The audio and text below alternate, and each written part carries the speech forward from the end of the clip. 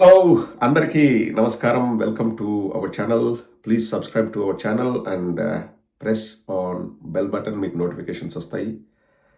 Vijay, TVK Vijay, Joseph Chandrasekhar Vijay అద్భుత విజయం సాధించాడండి. 108 స్థానాల్లో వారి అభ్యర్థులు విజయం సాధించారు.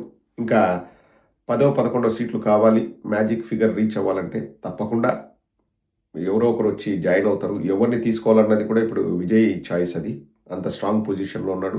అండ్ తమిళనాడు ప్రజలకి మంచి చేయాలని చెప్పేసి మనస్ఫూర్తిగా కోరుకుందాం. ఇక్కడ 2 కంపారిజన్లు వస్తున్నాయండి. 1983లో ఎన్టీ రామారావు గారు అద్భుత విజయం సాధించారు పార్టీ పెట్టిన 9-10 నెలల్లో. Almost identical. ఇప్పుడు విజయ్ గారు కూడా పార్టీ పెట్టిన 10-11 నెలలు, లేకపోతే సంవత్సరం 2 నెలలు, సంథింగ్ లైక్ దట్ అద్భుతమైన విజయం సాధించారు. ఎవరిది గొప్ప విజయం అని ఆలోచిస్తే, లేకపోతే నాకు ఎవరో ప్రశ్న అడిగారు, అన్న రామారావు గారి విజయం గొప్పదా లేకపోతే విజయ్ గారి విజయం గొప్పదా అంటే, సమకాలీన రాజకీయాలను అయితే మనం కంపేర్ చేయొచ్చు, కానీ 43 ఏళ్ళ గ్యాప్ ఉంది, కంపేర్ చేయలేం. అయినా ఒకసారి పరిస్థితుల గురించి మాట్లాడుకుందాం. 1983లో పరిస్థితులు చాలా డిఫరెంట్గా ఉన్నాయండి ఆంధ్రప్రదేశ్లో. అంటే రామారావు గారి గురించి మాట్లాడాల్సి వస్తే, అప్పట్లో ఉన్నది కాంగ్రెస్. ఇంకా కాంగ్రెస్తో పోటాది ఇంకా ఏవో చిన్న చితక పార్టీలు, అంటే ఇది కమ్యూనిస్టు పార్టీలు. వాళ్ళకేమీ పెద్దగా సపోర్ట్ ఉండేది కాదు. అఫ్కోర్స్ ఎప్పటి నుంచో కమ్యూనిస్ట్ అనే వాళ్ళు ప్రజల కోసం పోరాడుతున్నామని వాళ్ళ ఉనికిని వాళ్ళు చాటుకునేవాళ్ళు. కానీ అది రాష్ట్రమంతా వాళ్ళు ప్రభావం చూపించేంత శక్తి ఉండేది కాదు. సో ప్రధానంగా కాంగ్రెస్ పార్టీ ఒకటి ఉండేది, అంతకంటే ఏం ఉండేది కాదు. సో 1977లో ఎంజీఆర్ గారు ముఖ్యమంత్రి అయ్యారు. సో అది కూడా రామారావు గారికి ఒక ప్రేరణ కలిగించింది. ఇప్పుడు ఎంజీఆర్ గారు తమిళనాడులో అయ్యారు. సో నేను కూడా ఆంధ్ర రాష్ట్ర ప్రజలకు సేవ చేయాలంటే నేను కూడా ముఖ్యమంత్రి కావచ్చని వారు ఆలోచించి ఉండొచ్చు. సో అది కూడా ఒక ప్రేరణ, ఒక ఇన్స్పిరేషన్. సో పార్టీ పెట్టిన 9 నెలల్లో అప్పుడు వ్యాక్యూమ్ ఉన్నింది. ప్లస్ అప్పుడు అంటే ఇంకా సెకండ్ ప్రతిపక్షం అన్నదే లేదు. అండ్ అది అడ్వాంటేజ్. అయితే డిసడ్వాంటేజ్ ఏంటంటే, ఇప్పుడున్నంత విస్తృతమైన మీడియా లేదు. మన అభిప్రాయాల్ని మనం ఏమనుకుంటాం ప్రజలకు చేరవేయాలంటే అది చాలా కష్టం. సో రామారావు గారు స్టేట్ మొత్తం చైతన్య రథంలో పర్యటించారు, ప్రజల దగ్గరికి వెళ్ళారు. ఫస్ట్ టైం రామారావుని చూసిండేది చాలామంది అంతవరకు సినిమాలలో చూడడం తప్పితే ఫస్ట్ టైం చూసిండ్రు. సో తండోపతండాలుగా జనాలు వచ్చారు. కానీ రామారావు గారి పార్టీ ఎక్కువ వర్డ్ ఆఫ్ మౌత్తో వెళ్ళింది.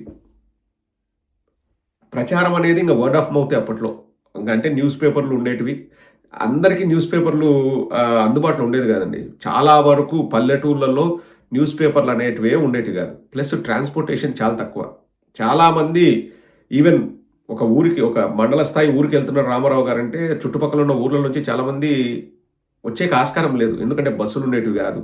ఎడ్ల బండ్లు కట్టుకొని అలా ఇలా రావాల్సింది తప్పితే, ప్లస్ ఎప్పుడు వస్తాడో తెలీదు, ఆ వచ్చేది నిజమో కాదో తెలీదు.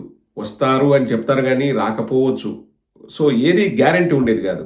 ఎందుకంటే ఈరోజు ఏదైనా ఒక ఊర్లో సభ పెడితే అది రేపు ఎల్లుండో న్యూస్ పేపర్లు వచ్చేది. ముందస్తు సమాచారాలు అనేటివి చాలా తక్కువ. కానీ రామారావు గారు కష్టపడ్డారు చైతన్య రథంలో తిరిగి. అది చాలా కష్టమైన పని అండి. అంటే ఒక కొత్త పార్టీకి ప్రజల్లోకి వెళ్ళాలి అంటే స్టార్డమ్ పనికొచ్చింది, కానీ ప్రజల్లోకి తీసుకెళ్ళాలి అంటే మాత్రం చాలా చాలా కష్టం. అప్పట్లో ట్రాన్స్పోర్టేషన్ తక్కువ, మీడియా ప్రభావం చాలా తక్కువ, అండ్ ప్రజలకు వార్త చేరవేసే ఆ సౌకర్యం అప్పుడు లేదు. ఇప్పుడేంటి, ఇప్పుడు ఏదైనా ఒక సెకండ్లో మొత్తం రాష్ట్రం మొత్తం చెప్పేంత కెపాసిటీ ఇప్పుడు ఉంది. అప్పుడు అసలు లేదు, జీరో. సో ఆ పరిస్థితుల్లో రామారావు గారు పార్టీ పెట్టి గెలవడం అన్నది రియల్లీ గ్రేట్ అండి. అది ఆయన చేసిన కష్టం. బట్ అక్కడ కలిసి వచ్చిన అంశాలు ఏంటంటే, అక్కడ వ్యాక్యూమ్ నిండింది. అండ్ ఒకటే పార్టీ కాంగ్రెస్ పార్టీ ఉన్నది. కాంగ్రెస్ పార్టీ పైన విసిగి వేసారిపోయి ఉన్నారు. అది రామారావు గారికి అడ్వాంటేజ్ ఉంది.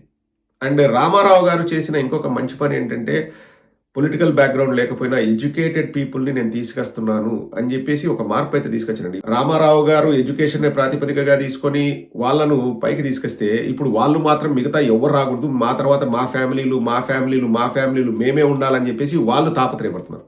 ఎగ్జాంపుల్, చింతకాయల అయ్యన్న పాత్రుడు, నా తర్వాత నా కొడుకు వస్తాడు, లేకపోతే ఎర్రంనాయుడు తర్వాత రామ్మోహన్ నాయుడు, అచ్చెన్నాయుడు తర్వాత వాళ్ళ కొడుకు. సో ఇప్పుడు ఏంటంటే వీళ్ళందరికీ భిక్ష పెట్టింది రామారావు గారే. సో వాళ్ళు మా తర్వాత మా పిల్లలే రావాలి, ఎవరు ఉండకూడదు నియోజకవర్గాలని వాళ్ళు పాతుకుపోయినారు. కానీ రామారావు గారు ఆ రోజు అలా ఆలోచించలేదు. ఎవరెవరైతే చదువుకున్నారో, వాళ్ళ దగ్గర డబ్బులున్నా లేకపోయినా, వాళ్ళకు విద్య ఉంది, వాళ్ళకు ప్రజలకు మంచి చేయాలన్న ఇది ఉందంటే వాళ్ళను రామారావు గారు ఎమ్మెల్యేలను చేశారు.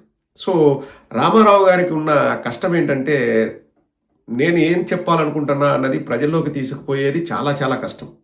బికాస్ ఆ కమ్యూనికేషన్ అనేది చాలా వీక్ ఉండింది.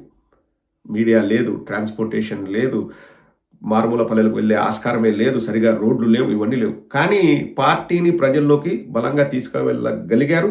అందులో వారి స్టార్డమ్ పనికొచ్చింది అండ్ వారు చేసిన యాత్ర పనికొచ్చింది. సో, అది వారి కష్టం. ఇంకా అడ్వాంటేజ్ మళ్ళీ చెప్పాను కదండీ! వాక్యూమ్ ఉండింది. ఇంకా అడ్వాంటేజు స్టార్ పవర్ ఉండింది. అది అడ్వాంటేజు. ఎవరో ఒకరు ఆల్టర్‌నేటివ్ ఉండాలని ప్రజలు కోరుకున్నారు. సో, ఇవన్నీ రామారావు గారి పని ఈజీ చేసేది. అండ్ ఆల్సో అప్పుడున్న కాలంలో అడ్వాంటేజ్ ఏందంటే, వ్యక్తిగతంగా అండి నేను చెప్పేది. ఎవరైనా తప్పులు చేసినా, ఒప్పులు చేసినా ఎవడికి తెలిసేది కాదు. దానికంత ఇంపార్టెన్స్ ఇచ్చేవాళ్ళు కూడా కాదు. ఏదో జరుగుతాందిలే అనుకున్నారు. అసలు ఫస్ట్ ఆఫ్ ఆల్ బయటకొచ్చేటివి కాదు వార్తలు. అవి బయటకొచ్చేది కాదు. లేకపోతే ఎవరు పట్టించుకునేవాళ్ళు కాదు. ఎందుకంటే దానికి స్పేస్ లేదు.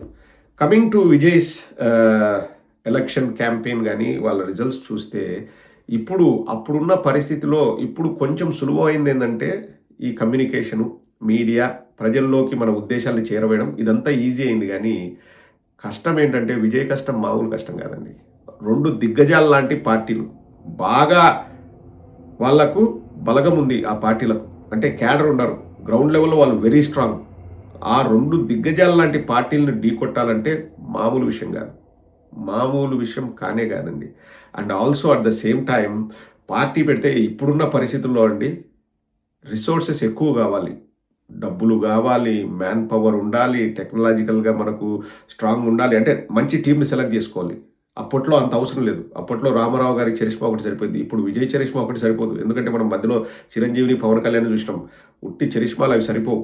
ఆ డిటర్మినేషను, ఆ రెసిలియన్సు, మనం చేయాలన్న తపన, ప్రజలకు మంచి చేయాలన్న ఒక మైండ్ సెట్టు ఎందుకంటే ఇప్పట్లో డిస్ట్రాక్ట్ చేసేవి 100 ఉంటాయండి. ఏది సెన్సేషన్ అవుతుందో, ఏది సెన్సేషన్ కాదో, ఏది మంచిదో, ఏది చెడ్డదో, ఏది నిజమో, ఏది అబద్ధమో తెలుసుకోవడానికి మనకు టైం పడుతుంది. ఆ లోపల జల్లాల్సిన బురద జల్లిపోతారు. అటువంటి పీరియడ్‌లో వచ్చేసి నెగ్గుకు రావడం అన్నది చాలా డిఫికల్ట్ అండి. చాలా అంటే చాలా డిఫికల్ట్.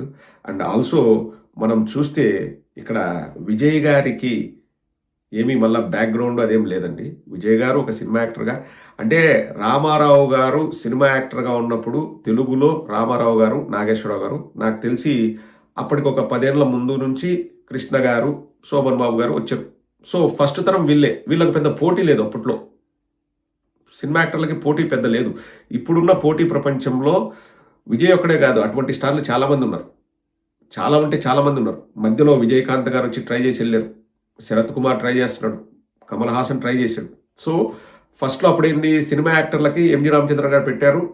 ముఖ్యమంత్రి అయ్యారు. రామారావు గారు పెట్టారు. ముఖ్యమంత్రి అయ్యారు. సో, అప్పట్లో ఈ కాంపిటీషన్ లేదు. కానీ ఇప్పుడు సినిమాల దగ్గర నుంచి కూడా అంటే సినిమాల నుంచి పొలిటీషియన్స్‌కి వచ్చేవాళ్ళు కూడా ఎక్కువయ్యారు. ఆ కాంపిటీషన్ కూడా విపరీతంగా ఉంది విజయ్‌కి. వాటన్నిటిని తట్టుకొని గెలవడం అన్నది సామాన్య విషయం కాదు. సామాన్య విషయం కానే కాదు.